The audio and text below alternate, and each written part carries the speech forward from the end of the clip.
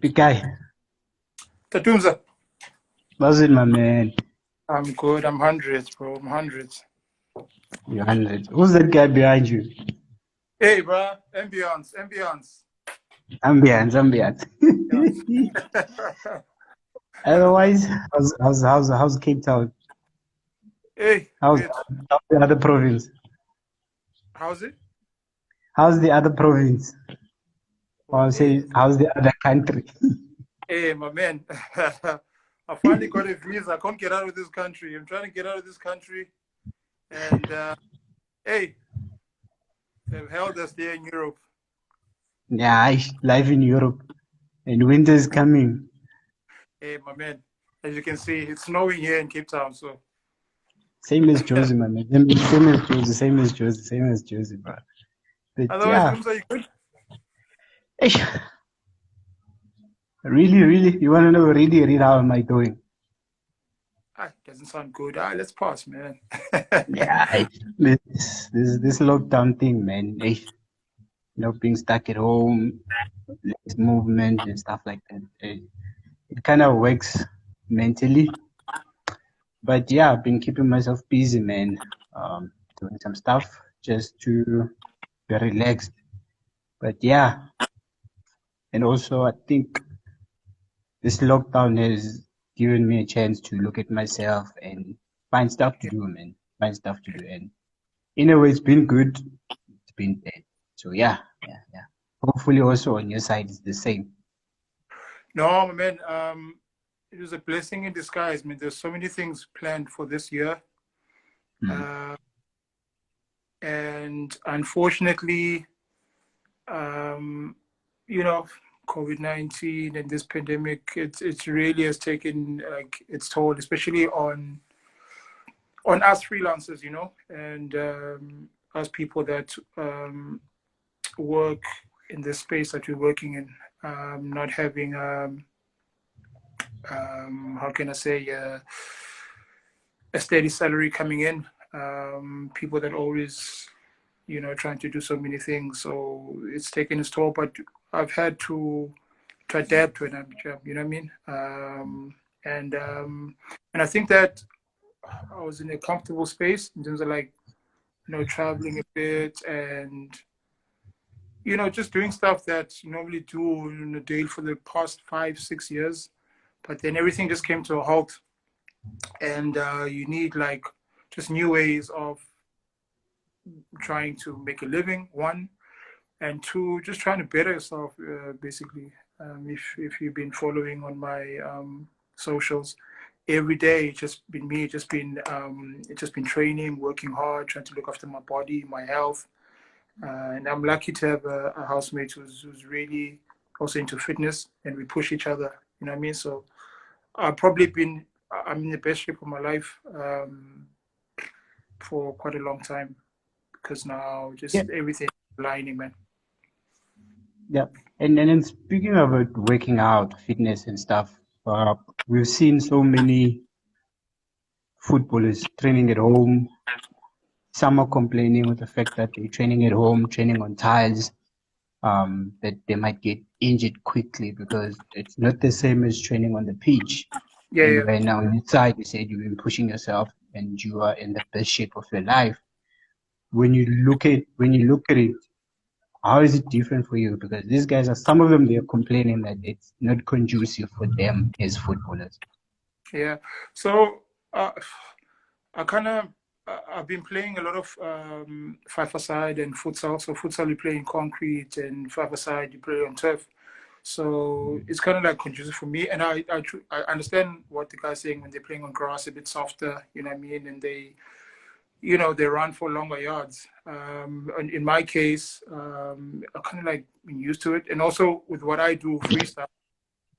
Besides the five side now, I tend to be like in a small space. So if I have a space of 2x2, that's enough for me. You know what I mean? And so I'm just and I understand why the guys are complaining because it's also not maybe good in the knees with the heat sessions that they're doing and stuff like that, and ball exercises that they're doing. But in one way, you might just try to find. I try to find creative ways of working out each and every day, so that I don't get bored.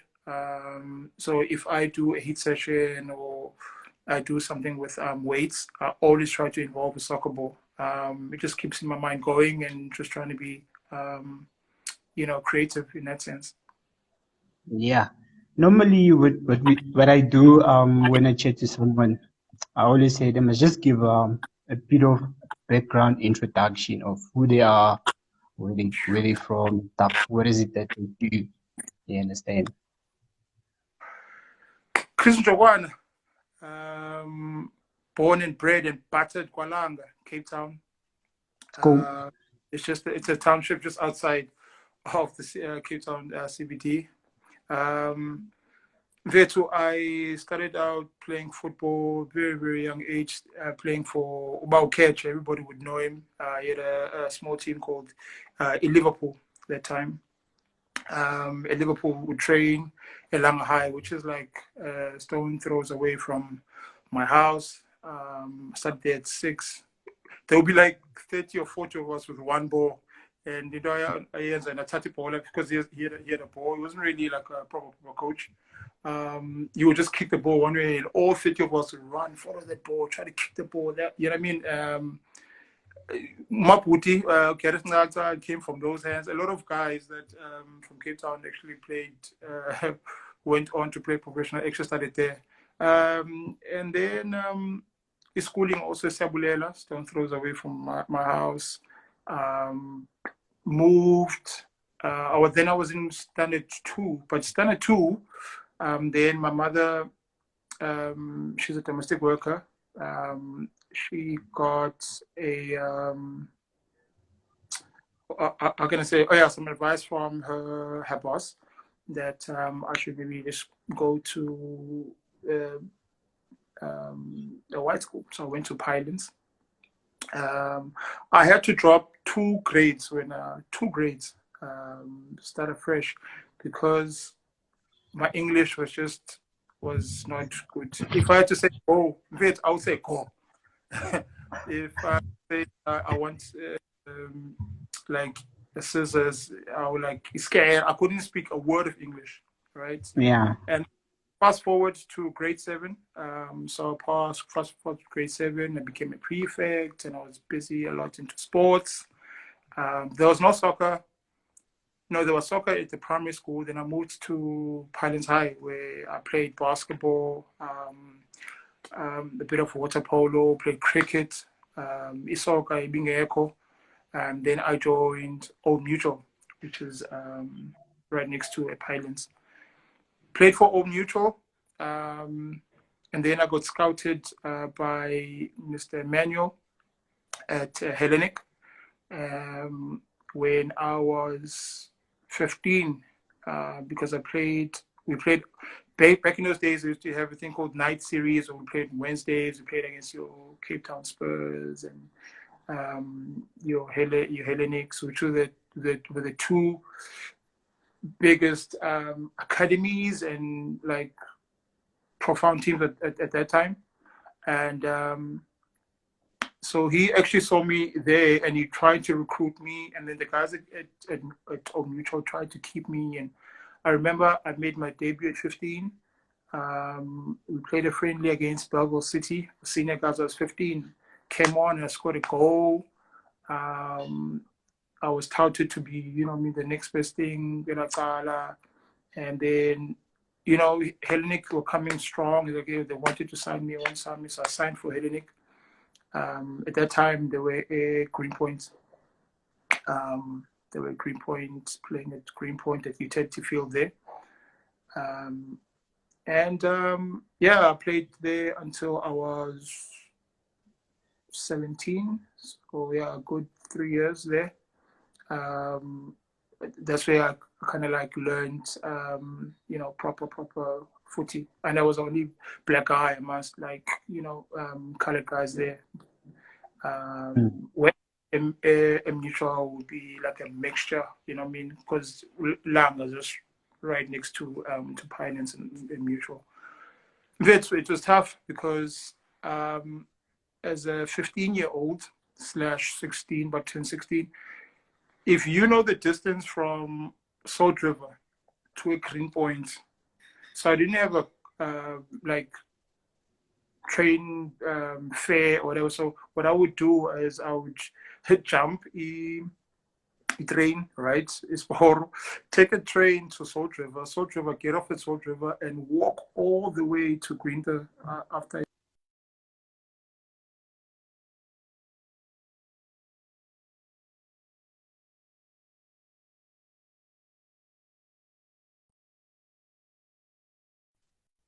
Thank you used to play for Nick. Are you still there, Tunza? Yeah. Yeah. So he give me like taxi fare and train fare. He used to help me out a lot. You know, and other guys, Alistair Rose, top strikers, and Kennel Manuel, and all those guys.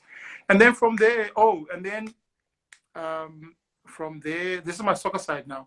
And then from there, my very first red card I ever received was in a game. We used to win the league the whole time at Hellenic, at the under 17s. We used to win the league, like B teams, like big scores.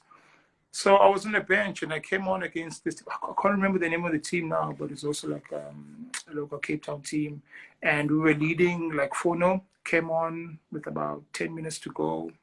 Here's me doing my stuff. I used to play right wing, really quick. You wouldn't say now. And then I came on, do a trick, go around the guy. The guy kicks me. And the paga me, trying to, you know, get back at him. Hey, this guy spits on my face. So now I try to go to the ref. Hey, the ref now, yeah. Hey, the ref now, yeah, tells I was in the wrong for trying to come up, but you saw him kick me. So I spat at the guy. Automatic red card. Get out. Mr. Colin Heath that time. He was coaching the first team, but Mr. Manuel was coaching the under 17s, and Gary Gibson. Hey, Gary Gibbo was really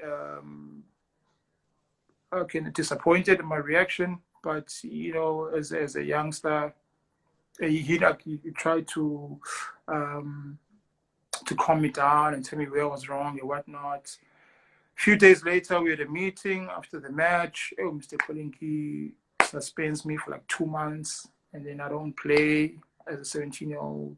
And I think Hellenic still had those trips going abroad or something with Quentin Fortune, so I missed out on that trip. And then Ipohola and Jay, I wasn't really like taking it. 2 months is not a long time, but it's a long time when you're out and suspended. You know what I mean? Yeah. And then 2 months went by with thinking the Bay Hill. Then there was a Bay Hill the next year. I think I was like turning 17, 18. Bay Hill team went for trials. No, not trials. So there were other guys that came down from Johannesburg for trials. And 1 or 2 guys were taken, so I had to be sacrificed. I was out. So Brand Currents actually took my place. The School of Excellence, he took my place. And then I was like offloaded. Then I go train with Santos that time. So hey, Santos where Vengate Mall is now. There's like an open space at the time. That's where they used to train. So I used to train there. And we had trials. Hey, I didn't make the trials. You know, you had guys like Nassif Morris, RNC was also in there, but a lot of guys, top players. So I didn't make the team. There was then Mr. Dixon from Vesco. Hey, Mr. Dixon calls me. He's like, yo, listen, you at Hellenic? I was like, yeah. Hey, they didn't take you here. I was like, yeah. Go train with Vesco. He organizes my clearance quickly, and then the Bay Hill was on the Friday, starting on the Friday. Guess who's the first match? It's against Santos. So Vasco is the Santos. I still had like huge hair. Then we beat them 1-0, and guess who the score? I score. And then I was like the highest goal scorer at the Bay Hill for in the group stages. I scored like 4 goals, but we ended up being knocked out, and Santos winning the tournament from there. And then yeah, I mean that's me in my youth stay. Like a lot of people know that I used to play, and that I can play. So yeah. And then this freestyle thing, where did you get it? Like Yo, the freestyle. Freestyle in South Africa was not well known and stuff like that. You True. understand? And when out of the blue you become Mr. Freestyle from all the way Walamba. How did that happen? The freestyle, it started out at CPUT, Belleville, Pen Tech. Tumza, I used to have, you know, that pen, that square pen. That was the only Yeah. utensil I had in my room, right? So I used to do graphic design, and if you know graphic design, it's expensive, man. The course is expensive, and I couldn't really afford it. So I stayed at Res. So how I would come up with money is that I would go to a Freedom Square, which is like a res within the Pentec. I used to collect empty Coca-Cola bottles, and I used to go sell them. I used to go sell them, and then I sell them, and then to make just enough money. So to go to Belleville at that time, it was like R3.50. So I used to sell those and take a taxi to Belleville with my ball. And Figa Payana, I think what's a mall? The Middlestad Mall or something? What's it? Middlestad Mall. Yeah, Middlestad Mall. Just it's close to the taxi rank. Hey, my man, I used to go do my stuff there. If in Bona Aba, the girls, and then I would like hide away because I'll be ashamed, man. Like I'm rolling on the floor, getting dirty, trying to get like. So I used to like maybe in an hour make like 60, 70 rands. So then I used to, you know what I mean, come back to campus, buy a mounting board, and then Johnson & Johnson, baby oil. Yeah. I couldn't afford oil or olive oil, so I used to use Johnson & Johnson on the pan. You know what I mean? Just a fry, and then the fish bread part. Basically, I used like onions and bread, and I used to like toast that. And then, so SKL, I used to play Bola, basketball. So I used to be like in between the two. But in between that time, I would find time to freestyle because I would go to the net and I would see at that time Mr. Hu from South Korea used to do like live shows. He used to do live shows in South Korea, and I used to like mimic him and doing it. But then I wrote a letter to Ajax, and Ajax were playing their games at Newland Stadium at that time. The very first match I did a live show for, it was probably about 60, 70 people in the stadium. I think it was Vets, Joseph Packers and Vets. Halftime, I was given an opportunity. Used to get paid like 250 for the performance. I was like, yo, I'm making money now. So that's how I really started, just to doing live shows. And then with there, I started to do competitions. I had this other advert. It was for actually kickoff for Nike. If you remember that Total 90 ball? It used to be a white ball with like a red stripe. So Nike wanted to advertise that ball. And I had won a competition at the V&A waterfront where there's like 100 of other guys from around the country. And I went for the first time and I won the competition, and then I got sponsored by Nike and I had to do this advert. Hey, doing this advert in my hood, Kwalanga, with the Nkomazi and going carrying milk there. So that really made me famous. But in that ad, this director is a I'm not gonna say his name now, but he knows himself, man. Big director in Hollywood now, from Zimbabwe. This guy gives me an envelope after that ad, right? Gives me an envelope. Hey, I'm excited. I'm a youngster. I look at this envelope and I count. It's 900 rand. I give it to my mom. My mom was also in the advert, by the way. She's the one that's giving me milk. And then 900 rand. I'm thinking, yo, I know sharp. Yo, this is true. Now, as time goes on, and then at Pentec, I make the Sasu national squad, and then we go out on a trip to Nigeria. We go to Bauchi to go play a tournament there. When I get there, my teammates around that time. They're like, yo, Chris, I'm famous. So we're famous. There's an advert of yours. I'm like, advert of mine? I see, no, man, is this ad that I did? Well, so they're like, yo, you must be getting a lot of money. I'm like, no, man, 900 Rand. And my ad is playing internationally. So that guy had actually, or that company, or that agency, I used to chow that money. So I'm famous now. I'm going all over the place after that advert. I'm getting all these, these so-called gigs. But I only found out that with that ad, I was supposed to be paid something close to 100 grand, and I only got 900 rand. And then Yes, George Durnelly was at kickoff at that time, and I actually I emailed him, and you know what I mean, and he helped me out. Like 3 years later, and I got paid a little bit of a difference. Like 3 years later. So yeah, I was naive and went behind the ears, and yeah, that's kind of like how my freestyle really, really, took off. Being famous, firstly outside of the country, and yeah, and coming back to SA and starting to do other stuff. yeah. But you still haven't answered my question, because As I to how want to much? know, most of the time, we see people on TV or somewhere, and then they inspire us to do something. I mean, I want to know, who's this person that you saw doing this freestyle thing? Or was it just something you felt like, you know what, let me just do this thing?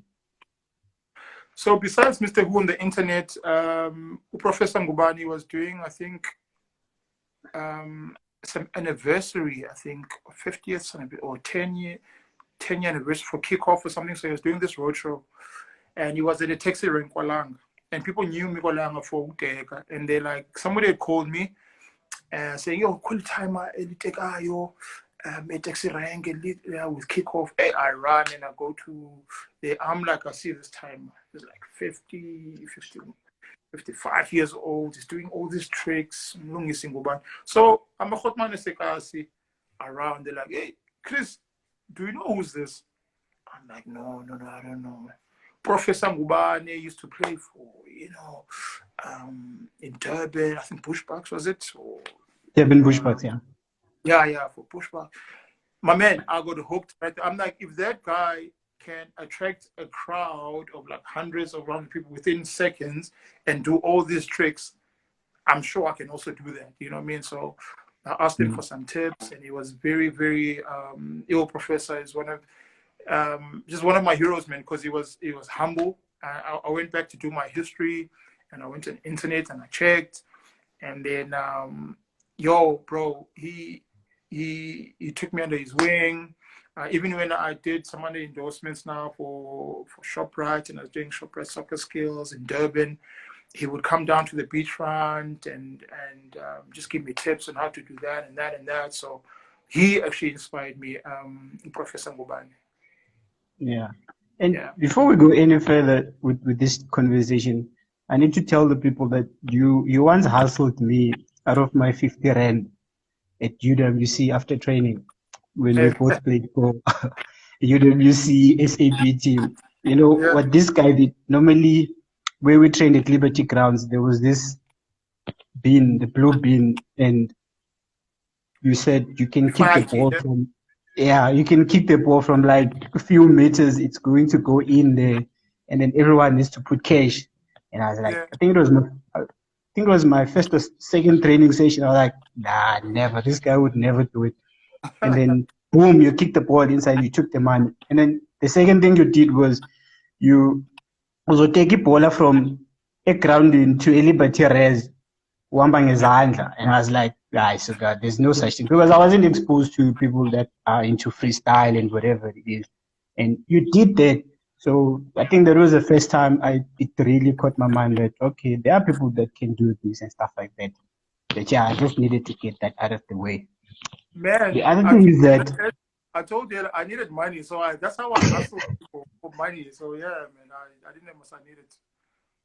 Yeah, and you also played SASU national team. Yeah. I think most people might know it as USA now. It's a team that consists of all the universities in the country. They select the best 23 or 22 to go represent. Who are some of the guys that you played with? I think you were there for 2 or 3 years, not sure. Who are some Yeah. of the guys that you played with that went to play professional football? Man, one stands to mind, Pirates and Celtic, and Silver Stars. Patrick Malukase. The guy was a phenomenal striker. Aaron Nipele. But who stands out is Patrick. I remember we were playing in Namibia, and it was a semi-final against Botswana. No, I'm lying. It was a quarterfinal against Zimbabwe, and at that stage I was a striker, so I started as a striker. At halftime, my man, we were down by 4-0 halftime, and Patrick was on the bench because we looked at Zimbabwe like because they were being beaten the other side. They came like second in their group, and then I don't know how they had gone through, but they scraped through, so it was like going to be an easy game. Yo, Patrick comes on halftime, scores 5 goals. We win 5-4. My man, that guy, a ferocious shot, like a free kick, like nobody's business. You can kick a free kick like nobody's business. Got a shot, and yeah, I mean, who stands to mind now is Patrick Malukasi. There's a question here from Zaulas. When did you realize that you were good at freestyling? Man, what's up, Zola? I realized I was good when I was making money, man. I would make that little money when I was at Middlestad Mall. When I realized if I could attract people like that, the reaction that I would get from people, I realized that I would go far with this. And then at that time in South Africa, there was nobody really doing freestyle. There was one guy used to call himself Mr. Magic. He used to juggle for Sundowns. But besides that, no one really. Then 2006. So when we had to bid for the World Cup in Germany. I think it was in 2004 we bid or something like that. Yeah. 2005. 2000. I think 2004 we had to bid for 2006. For the first one. Yeah, we lost. So I had done some stuff, and some of the videos was used on South African. Is it the bid book? And whatever. So yeah. So yeah, I kind of like saw if I could, get the traction that I'm getting and getting companies being interested in me, and also when we won then the bid in 2006 for 2010, and then I kind of knew that this is going to be actually quite big when it comes when the first African thing comes to South Africa. Druza here, I think Druza is answering my question here when I ask who inspired. He says Ronaldinho, inspiration. No, he knows because I've got a tattoo. It's only recently now, but I've got a tattoo of Ronaldinho on my leg. Yeah. And then Kuma says, how's the chance? Kuma, we're good, man, we're good. Then there's another message here from Talia Smith. Hello to a world record holder. The rest of you will greet yourself. Hey, Talia. She's a quality footballer. She's a quality footballer. Yeah. Future captain, I swear, yeah. And in academic, my man, apparently she's pursuing a doctorate or something. But she's an academic. Yeah. And then she says, Dumza, we support you in these videos. Keep on putting people out there that deserve the recognition. Yeah. And then Mufolo says, this guy was one who made me feel welcomed on my first national team call-up back in 2011 against Mozambique futsal. That's why I won't forget him. Yeah, man. Yeah. Also a quality goalkeeper, man. I've never seen a skillful goalkeeper like that one. Yeah. And ISO 8 says you were a striker, so Malukasi saved you since you couldn't do the job. Mpanaka.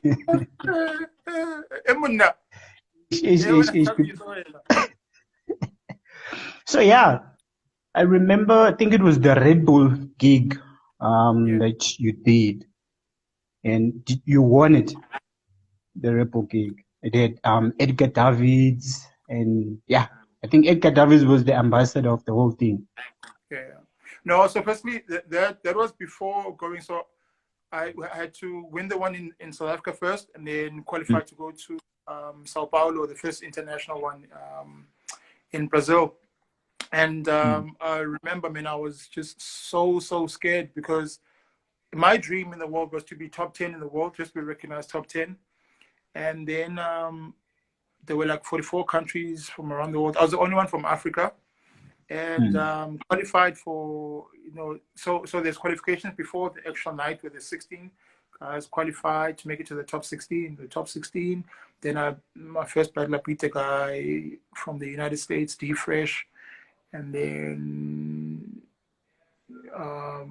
but basically I was then in a top 8 in the world, and I was like, it's done. I'm happy. Man, I had goosebumps from that evening because just my style was different towards what the other guys were doing. I think also somebody came up, the eventual world champion, Sian, was also an inspiration, shown from France. He was also like different, doing b-boy stuff and just the way that he looked, and I was also coming with my African flair. So when I lost against a guy from Rico from Hungary, man, and then I showed my tattoo on my back, the African continent. People were just like shouting, "Africa, Africa, Africa!" The whole of room. It was just like, it was amazing, man, amazing experience. So, but Edgar David was the head judge. You had Crazy Legs, a b-boy from New York. You had Bebeto, who was also a judge, and Falcao, the famous futsal player from Brazil. Yeah. So, but yeah, knowing people like that, like Edgar, and it was, man, something that I'll cherish for the rest of my life. Yeah, because a small boy from Malanga who had to busk to get his way into life, and now taking on the world, and yeah, that's something else, my man. Vuyani Ren says, maximum respect to you, Ta Cristo. Adi Matri says, my man played with me back in the day for Hellenic Youth, and defenders hated him. Yeah, and training used to kick me that one. He kicked me. So now let's talk about the world record. Apparently it was held by Theo Walcott. Yeah. How did you get to hear about the world record? How did you prepare for the world record? And then my last question is, when you went for the world record, those first 2 attempts, did you feel like, you know what, it's not worth it? I can tell you now, the anxiety and depression leading up to the attempt, it's something that, it's something that I don't want to go through again. It's stressful because there's so much stress with me, with all the brands that were backing the attempt, which was around UEFA Champions League, and so a company called Capacity Relations in Joburg, they were looking for an individual who would attempt this world record because it was a campaign geared around the UEFA Champions League, and so at that time, a friend of mine, Ukodisa Rogers, had then recommended me to them. So they wanted a PSL player, but all the PSL players that they approached said no, they don't want to do it. And at that time, I needed, because I had been quiet for a while, freestyle wise, and then I had to then like try to beg these guys to, because I knew how much of a big deal it was. Because when I was younger, I always wanted to be in this glittery world records book. So I used to read like a world record book when I was in primary school, and I vowed myself that I'm going to be in that book one day. So when this opportunity came, I was like, yo, let me grab it with both hands. And basically how it went, then they told me that I would have 3 attempts. Yeah. Only, and then they flew a adjudicator from Guinness World Record from the UK, and basically I tried various heights the day before. Tried like 40. I got the record at like 40 and 41, but then the people at the agency told me, no, let me be safe. Since Theo did 34, and I beat the record the day before by like 6 meters. Let me try 38 or 37, okay? And then the surveyor they measured the height to 37.4, and then I was comfortable with that. So when the adjudicator came through the morning, it was a Monday morning. When he came through, he's like, "Yo, which height do you want to do?"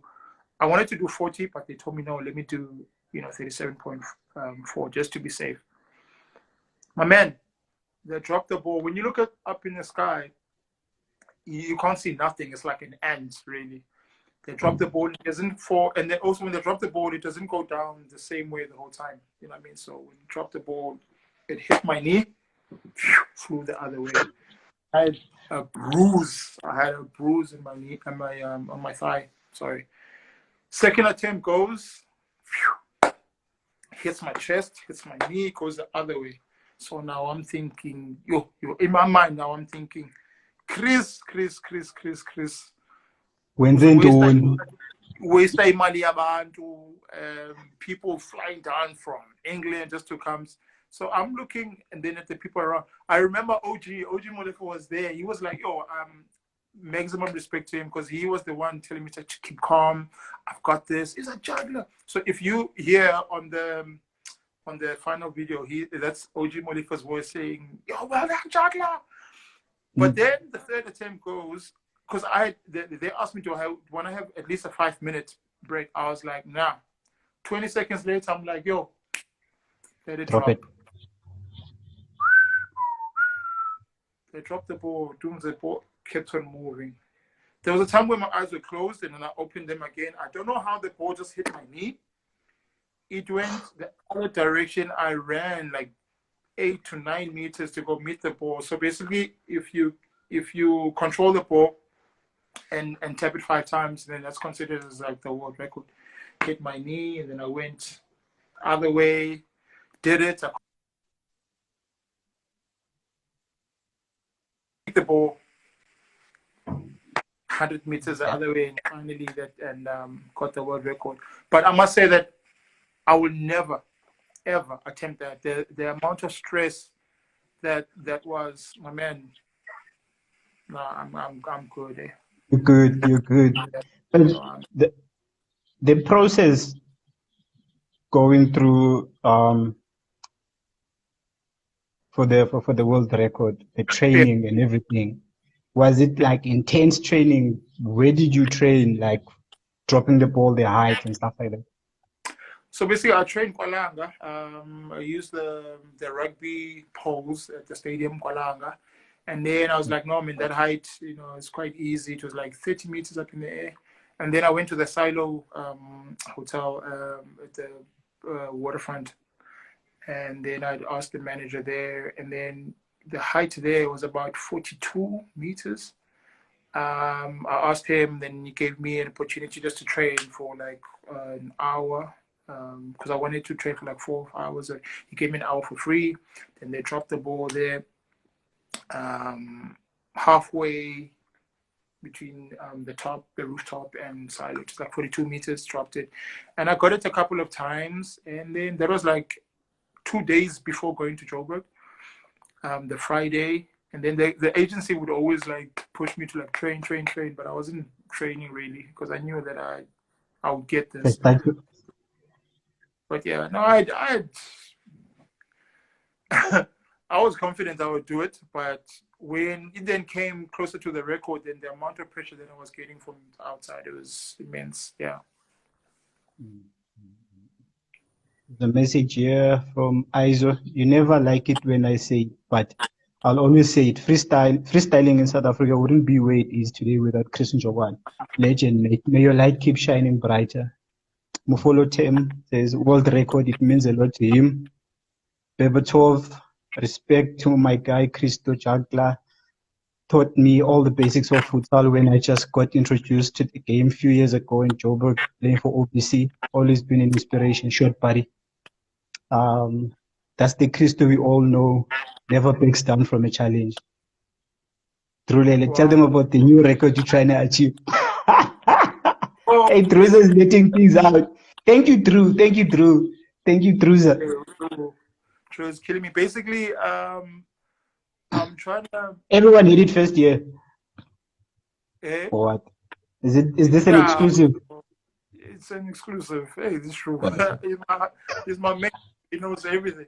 So basically, I'm trying to keep the ball up for 48 hours, which is if you had seen me like a week ago, so I was helping this other girl out in the Oh, UK, yeah.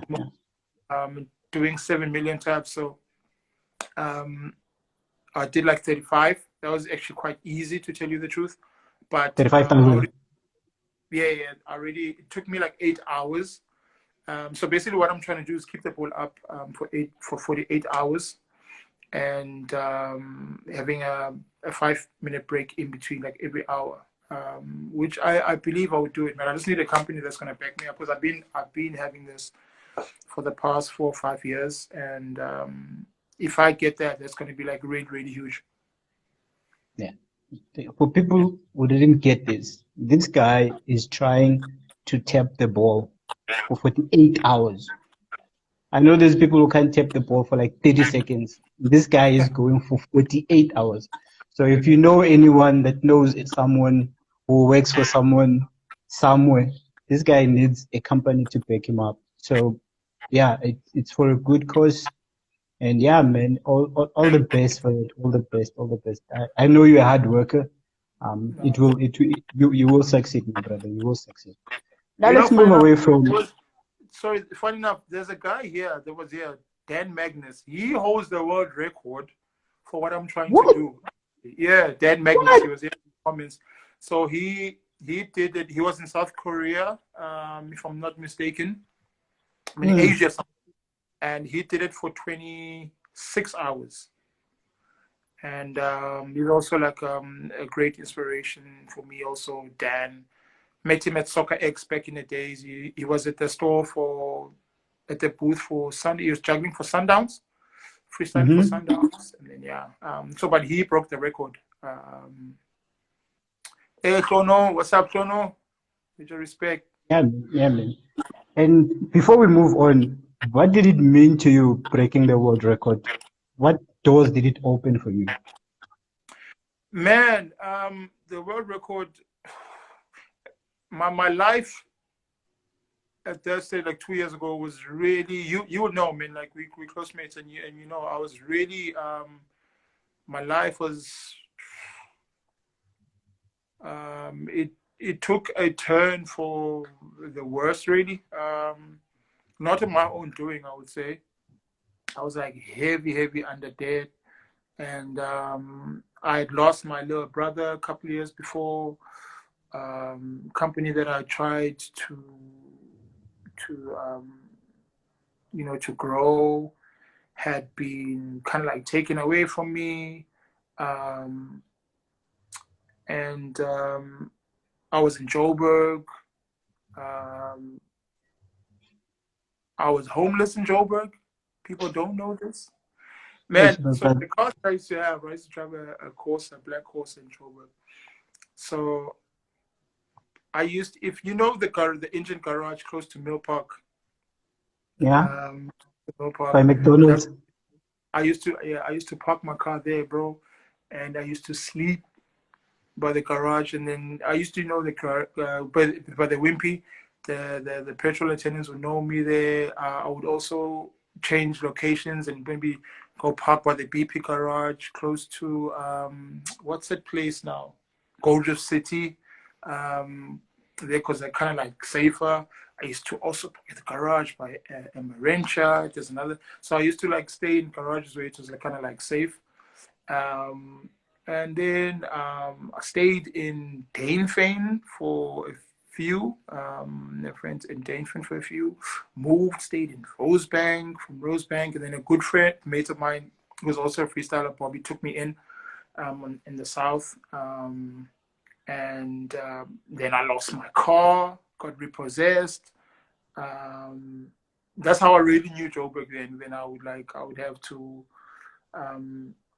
CBD, Josie, Koklo Mama, Dumi. You know, you played there by Stars of Africa, so you know Joburg, man.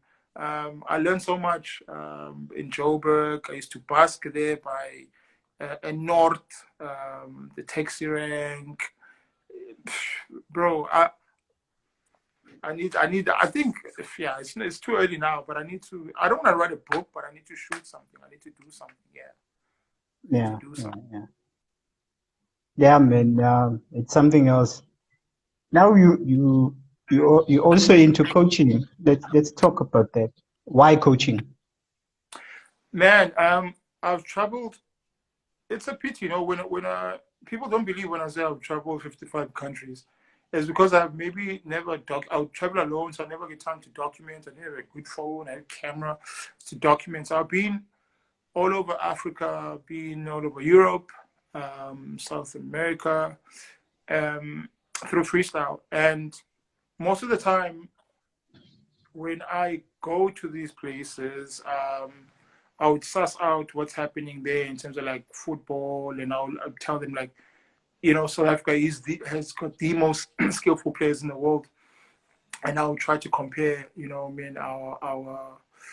our style of play to those guys' style of play. And then also why I'm into coaching now is that transition from freestyling to, to another step of my career where I could like earn money. So with all the stuff that I've learned from my travels, trying to bring it back home and start with the youngsters. And it started out slowly but surely on social media, where like each and every morning, Prince and Sonny and Cohen, that would come down, and I used to like show them drills and stuff like that. You know what I mean? And I'll show them drills, and then a lot of people they started to see and started to enjoy the way that I do things, and our coach is kind of like a little bit of a different approach, and I started coming up with this ball mastery stuff that I'm doing now. And then I got a chance to coach the Danone nationals team. Thank you to Brandon Ellis, who had asked me if I could take a team to Barcelona last year. This is like my first year of coaching, and did quite well that side. In terms of play, we didn't win the tournament. We didn't win any match. We drew 2 matches and lost 2 matches, but did so well. And on the side, they were at Espanyol, which is like an hour outside Barcelona, the Catalonia.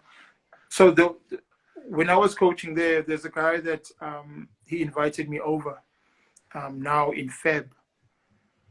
I didn't get a chance to go because I was coaching a Bay Hill team.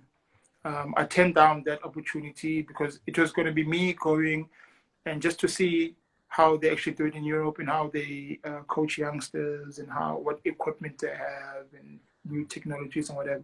And that was going to be like 4 or 5 days. And I was like, nah, man, I've got this opportunity to qualify this team to the Bay Hill team. I knew that Bay Hill is really, really like a huge tournament. So I wanted to test out my waters there. And people that know me, man, like me every day, you'll see like on my socials, everything is about football. I'm a young coach. I'm learning as much as I can.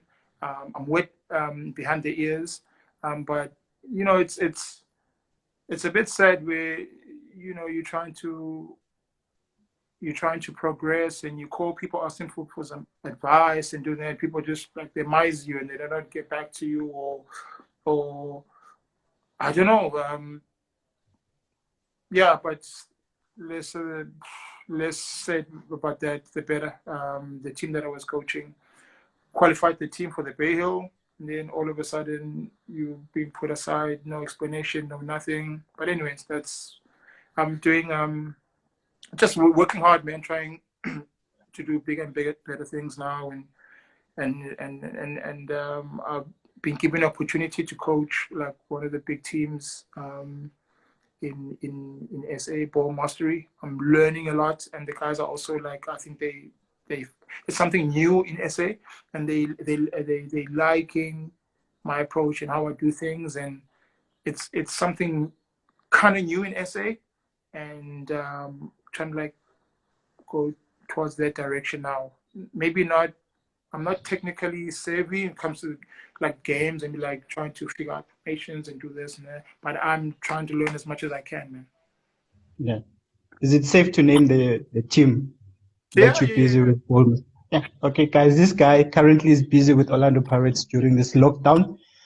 He's teaching them ball mastery. Yeah, yeah. See, one of the Pirates players is here. 10-10. Yeah. Greetings, Oh, what 10-10. Greetings, 10-10. Greetings, 10-10.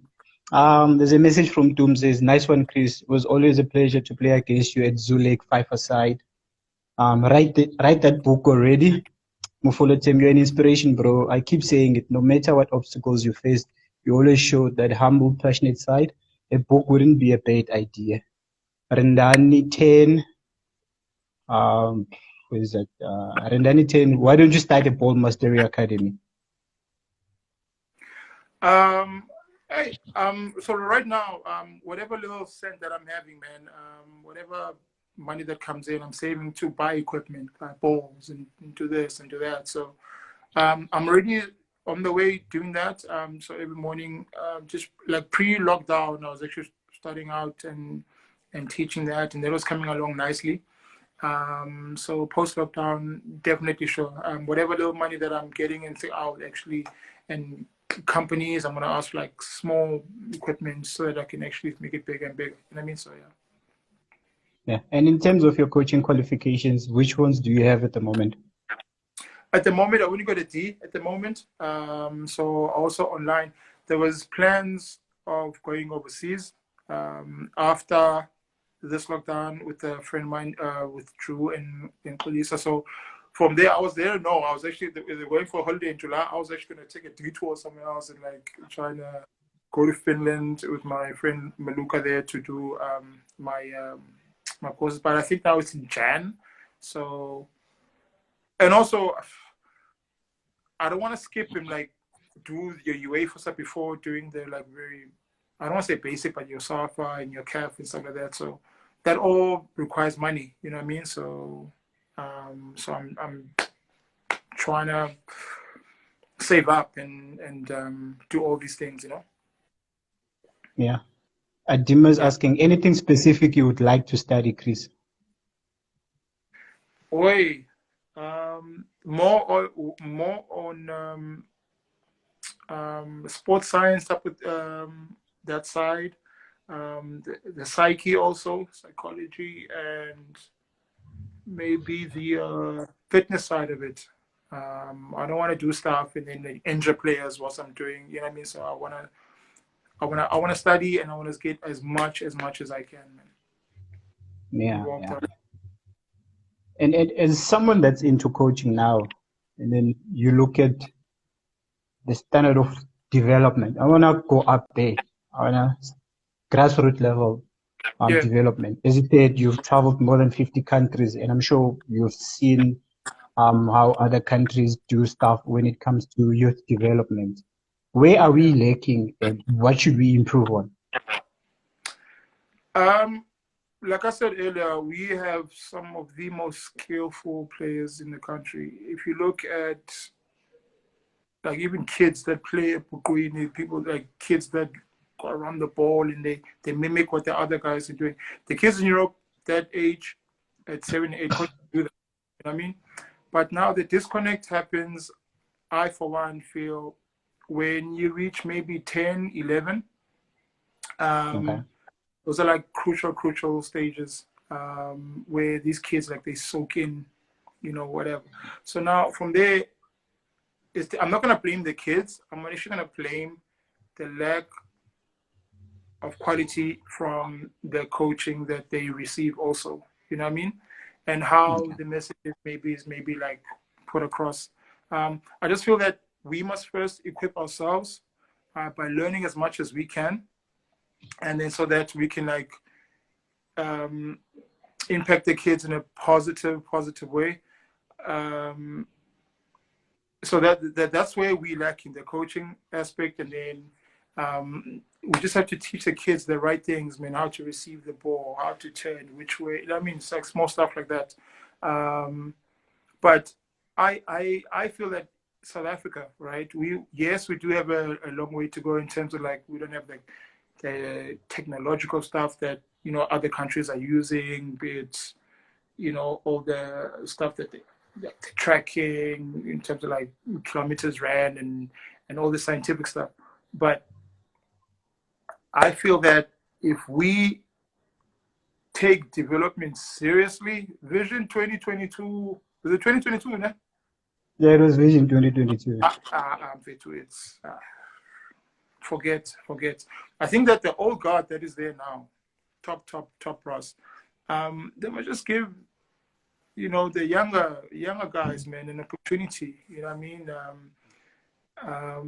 That's why I learn a lot from coaches like Steve Khombela. I learn a lot, not that he's young, but I learn a lot from Coach Urulani.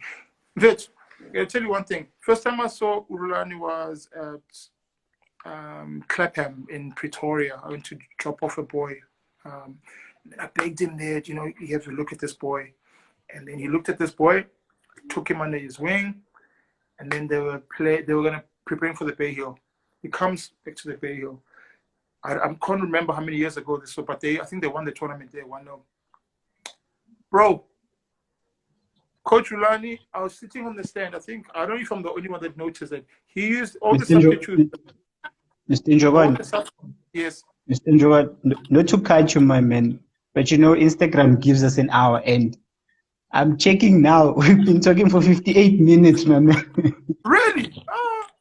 Yeah. You've got a minute.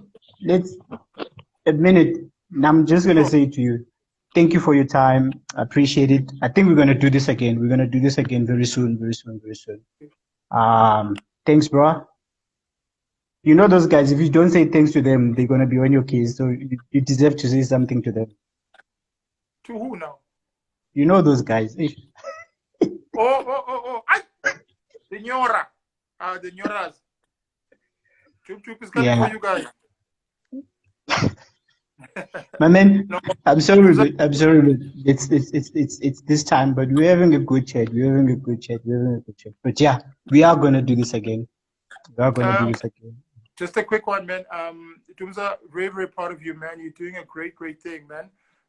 This is actually something really, it's not the same old tiring question. It's something like very, very different and refreshing. And keep on going, my man. I know you're working hard behind the scenes, and I'm very, very proud of you, bro. Keep on going. Thanks, Jayam. We after lockdown, we're playing for Manyora. Sure, boss. Sure, my man.